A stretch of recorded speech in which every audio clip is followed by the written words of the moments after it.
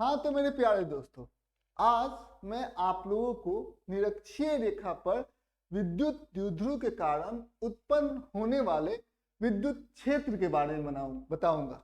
ठीक है, तो हम लोग जानते हैं हमारे पास दो आवेश हैं। ठीक है, ये हो गया हमारा धनात्मक आवेश और ये हो गया हमारा ऋणात्मक आवेश।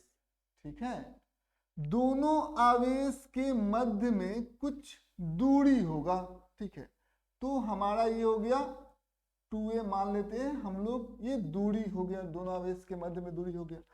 अब दोनों आवेश के बीच में एक मध्य बिंदु होगा, तो ये मध्य बिंदु हमारा हो गया। ठीक है, यहाँ पर हम लोग क्या, यहाँ से यहाँ तक की दूरी को हम लोग, ये मध्य बिंदु O हो गया, तो ये A हो जाएगा और ये भी यहाँ से यहाँ तक की दूरी क्या हो जाएगा, A ही हो जाएगा। ठीक है, ये A और यहाँ से यहाँ तक भी A ही हो गया, तो ये हमारा एक विद्युत द्विध्रुव हो गया।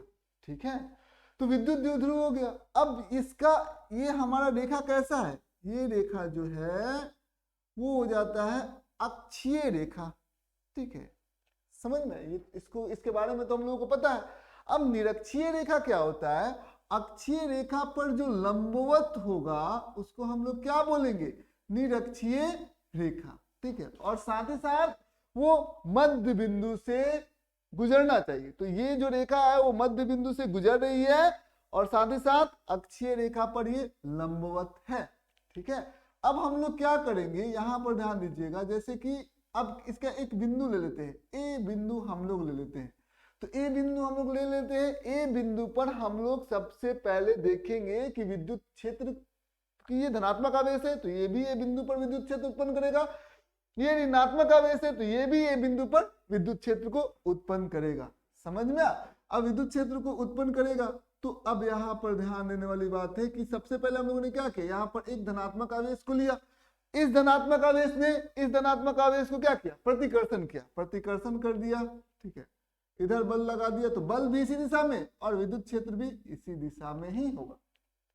ठीक है, अब यहाँ पर ध्यान दीजिएगा, ये देखिए बाबू, ये यहाँ से यहाँ तक ये ऋणात्मक आवेश इस धनात्मक आवेश को अपनी तरफ खींचेगा और ये विद्युत क्षेत्र भी इसी दिशा में हो जाएगा।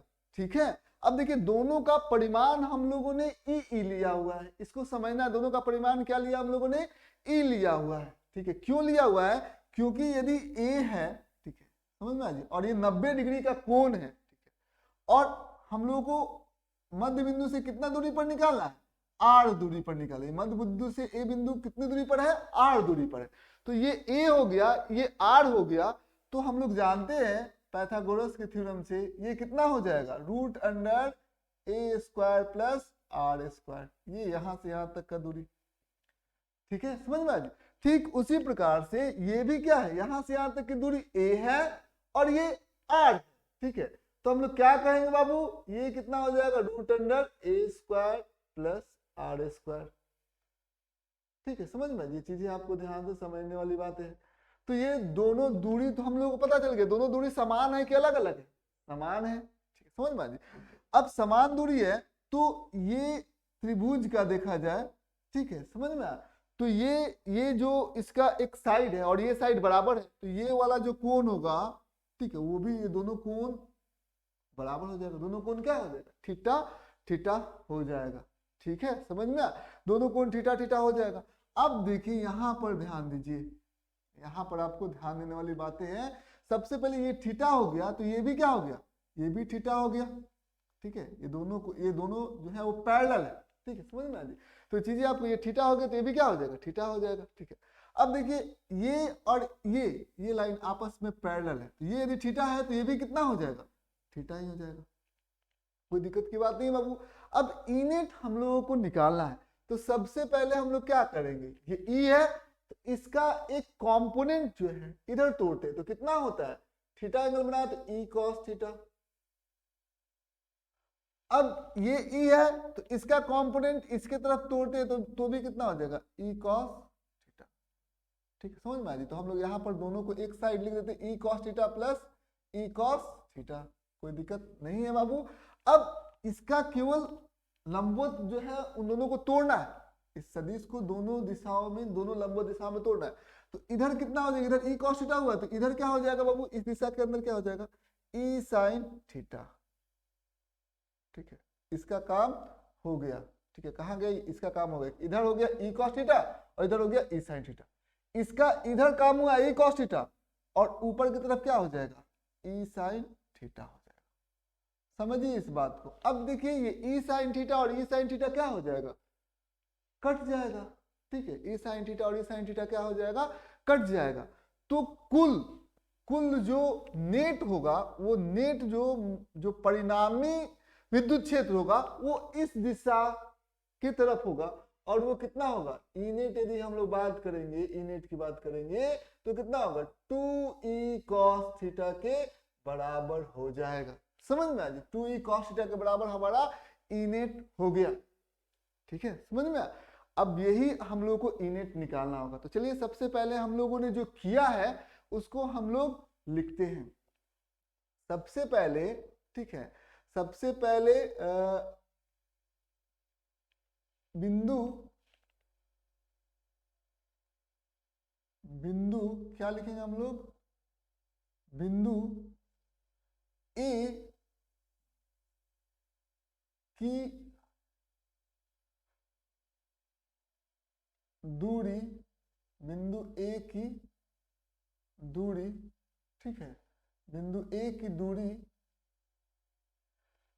कितनी है, देखिए तो बाबू बिंदु ए की दूरी ओ से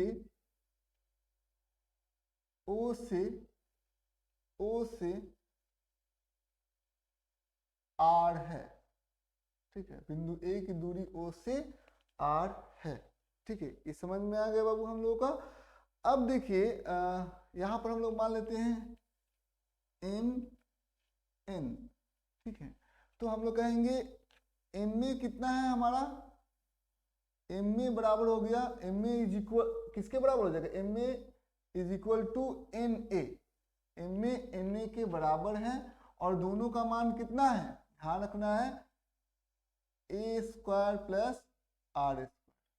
ठीक है, ये हम लोगों को समझना होगा, ये हम लोगों ने देख लिया बाबू। ठीक है, अब हम लोग यहाँ पर ध्यान देंगे। ठीक है, नेट जो हमारा ई नेट आया हुआ है वो ई नेट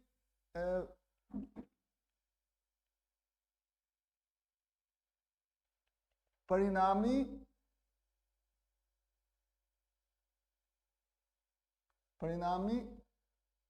विद्युत क्षेत्र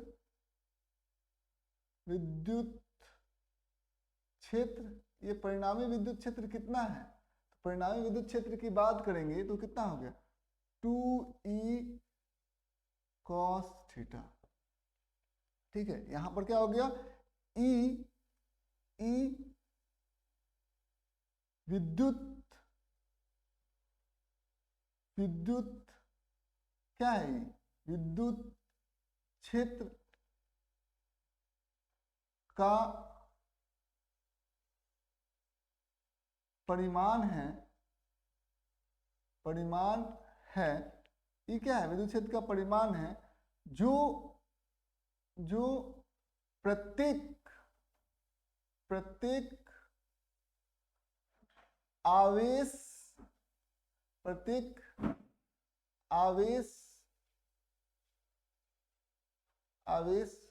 कौन कौन है बाबू, क्यू, प्रत्येक आवेशों क्यू और माइनस क्यू के द्वारा है। ठीक है, कोई दिक्कत की बात है बाबू, क्यू और माइनस क्यू के द्वारा है, इसमें कोई दिक्कत नहीं बाबू। अब हम लोग यहाँ पर ध्यान दीजिएगा, अब हम लोग ई नेट यानी इसको हम लोग परिणामी विद्युत क्षेत्र कितना हो गया, ई नेट हो गया। अब इसको हम लोग ई नेट को निकालते हैं तो ई नेट कितना हो गया, 2e cos थीटा। ठीक है, समझ में आ गई। अब ई का मान यदि आप निकालना चाहते हैं, ई बराबर कितना हो जाएगा, ई हम लोग को पता है ये बिंदु आवेश है और कितना दूरी पर है, root under A square plus R square, यहां से यहां तक का दूरी है। तो कैसे निकालेंगे हम लोग, के क्यू बटा यहां से कितना दूरी है पर है, ये दूरी पर है तो कितना लिख देंगे हम लोग, root under A square plus R square का द होल स्क्वायर। ठीक है, तो कितना हो जाएगा वो के Q A square plus R square. कोई दिक्कत की बात बाबू, ये हमारा ई हो गया। ठीक है, यदि हम cos थीटा के बारे में बात करें, cos थीटा के बारे में बात करें तो cos थीटा बराबर कितना हो गया, cos थीटा इसमें लिखेंगे हम लोग तो क्या होता है, ये हो गया बाबू हमारा MO। ठीक है, MO बटा MA, यही हो जाएगा हमारा cos थीटा, MO बटा MA, ये हो गया हमारा MO और ये हो जाएगा MA। ठीक है, समझ में जी। तो ये हमारा cos थीटा हो जाएगा। तो MO कितना है, MO को देखिए तो बाबू MO है हमारा A। ठीक है, समझ में, MO है A। ठीक है, और MA कितना है, MA को देखिएगा तो root under A square plus R square. ठीक है, समझ में, रूट के अंदर हो गया, कोई दिक्कत की बात नहीं बाबू। अब यहाँ पर हम लोग चलते हैं। ठीक है, यहाँ पर हम लोग चलते हैं तो यहाँ पर हम लोग क्या लिखेंगे बाबू, E बराबर हमारा क्या आया था, E बराबर हमारा आया था ई नेट बराबर 2E cos थीटा। ठीक है, यही नहीं आया था हमारा, तो कितना हो जाएगा 2E, कितना है E हम लोगों ने कितना निकाला है बाबू, E का मान यहाँ पर KQ बटा A square plus R square का पावर 1 है। ठीक है, समझ में आ जी, ये चीजें आपको ध्यान से समझना होगा, समझिए इस बात को। और 2E cos थीटा है, तो cos थीटा कितना है बाबू, cos थीटा आप देखिए A बटा A square plus R square के यहाँ पर जो पावर होगा, जो घात होगा वो 1/2 ले सकते हैं हम लोग। अब यहाँ पर दोनों सेम है। ठीक है, बेस जो है, आधार जो है दोनों का समान है, आधार समान है, तो हम लोग क्या लिख सकते हैं यहाँ पर 2, यहाँ पर देखिए KQ गुने 2A। ठीक है, समझ में, यहाँ पर क्या हो जाएगा, इसका घात 1 है, इसका घात 1/2 है, तो दोनों का आधार समान है, तो जो घात है वो जुड़ जाएगा कि नहीं जुड़ जाएगा, तो ये चीजें आपको ध्यान से समझना होगा। तो यहाँ पर घात कितना हो जाएगा, ध्यान दीजिएगा 1 जोड़ 1/2, ये हमारा घात हो जाएगा, कुल घात। अब ये कितना हो जाएगा, ये Q गुने 2A, Q गुने 2A क्या है बाबू, ये हमारा P है, विद्युत द्विध्रुव आघूर्ण है, तो ये हमारा P है, तो यहाँ पर कितना हो जाएगा KP A square plus R square का घात कितना हो जाएगा, 1 प्लस 1/2 करेंगे तो 3/2 हो जाएगा। ठीक है, यदि आप इसको लिखना चाहते हैं तो ऐसे भी लिख सकते हैं KP। ठीक है, K का मान कितना लिख सकते हैं, K का मान आप लिख सकते हैं 1/4 पाई एप्सिलॉन नॉट। ठीक है, into P A square plus R square का घात 3/2। ठीक है, ये हमारा क्या हो जाएगा, यही हमारा ई नेट आ जाएगा, समझ में, यही हमारा ई नेट आ जाएगा, कोई दिक्कत की बात नहीं बाबू।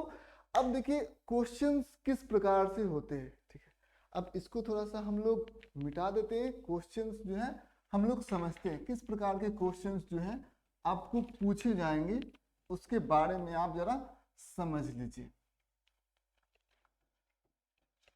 अब देखिए किस प्रकार के क्वेश्चन पूछे जाएंगे। पहला जो केस है, ठीक है, केस 1 ले लेते हैं, केस 1 ले लेते हैं, यानी कि यदि हमारा विद्युत द्विध्रुव जो है बहुत ज्यादा छोटा हो जाएगा, तो विद्युत द्विध्रुव बहुत ज्यादा छोटा हो जाएगा, यानी कि हम लोग लिखेंगे R जो होगा, विद्युत द्विध्रुव मतलब ये 2A। ठीक है, समझ में, ये बहुत ज्यादा छोटा हो जाएगा, और R क्या हो जाएगा, बहुत ज्यादा बड़ा हो जाएगा, R इज बहुत ज्यादा बड़ा हो जाएगा A से। ठीक है, समझ में, तो हम लोग इन्हें कितना हम लोग निकाल देते बाबू, क्या था P KP बटा R square plus A square के पावर का घात कितना था, 3/2 था। ठीक है, ये था। अब देखिए ये बहुत बड़ा नंबर है, ये बहुत छोटा नंबर है, तो दोनों को यदि हम लोग जोड़ेंगे, ठीक है, तो ये बहुत बड़ा नंबर ही तो आएगा। ठीक है, तो क्या आ जाएगा, देखिए KP R का घात 2 है और ये 3/2 है। ठीक है, तो चीजें आपको ध्यान समझना, KP ये दोनों मल्टीप्लाई होगी, इन दोनों को ए स्क्वायर को हम लोगों ने क्या किया, निगलेक्ट कर दिया, ठीक है, छोड़ दिया। अब कितना आ गया, r का घात 3, ठीक है, समझ में आया। तो ये हमारा आ जाएगा इनेट आ जाएगा कब, जब दूरी बहुत ज्यादा हो, जहां पर हमें विद्युत क्षेत्र निकालना हो और a का मान बहुत ही छोटा हो, तो Kp बटा r का घात 3 हो जाएगा। यही चीजें हो जाएगा, कोई दिक्कत नहीं है बाबू, एकदम अच्छे तरीके से आप लोग समझ में आ गया। अब हम लोग एक क्वेश्चन लेते हैं। क्वेश्चन ये है, ठीक है, क्वेश्चन ये है कि दिए गए चित्र में, दिए गए चित्र में, जो चित्र है, चित्र में विद्युत क्षेत्र निकाले। विद्युत हमारा विद्युत क्षेत्र होगा ए बिंदु पर, मान लेते हैं कि विद्युत क्षेत्र ए बिंदु पर निकाले, ए बिंदु पर निकाले, बिंदु पर प्राप्त करें, ठीक है, प्राप्त करें, ठीक है। अब इसको हम लोग कैसे बनाएंगे, सबसे पहले हमारा दिया हुआ है, ध्यान देना है, यहाँ पर एक दिया हुआ है धनात्मक आवेश, एक दिया हुआ है ऋणात्मक आवेश, ये दिया हुआ है 1 कूलम का, और ये भी कितना दिया हुआ है, -1 कूलम का।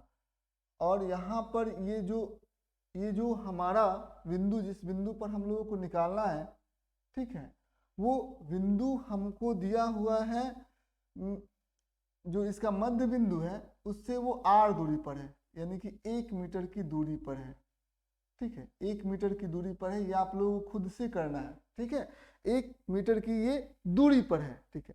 तो और दोनों के बीच में जो दूरी भी दिया हुआ है वो 1 मीटर के बराबर दिया हुआ है।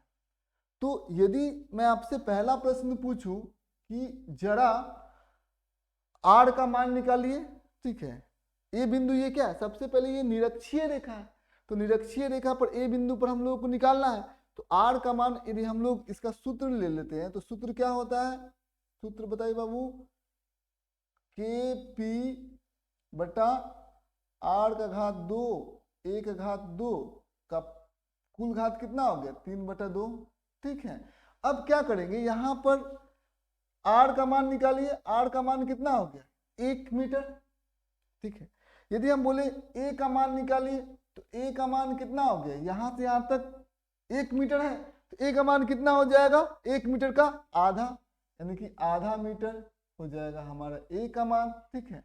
तो r और a का मान निकल गया। p का मान यदि निकालिए, p का मान कितना होगा, तो p का मान यदि हम लोग सोचेंगे तो p का मान कितना होगा, तो सबसे पहले एक बात देखिए, एक आवेश लेंगे और दोनों के मध्य दूरी, यानी कि 1 गुने 1 हो जाएगा, 1 कूलम मीटर हो जाएगा, ये हमारा p का मान हो जाएगा, ठीक है।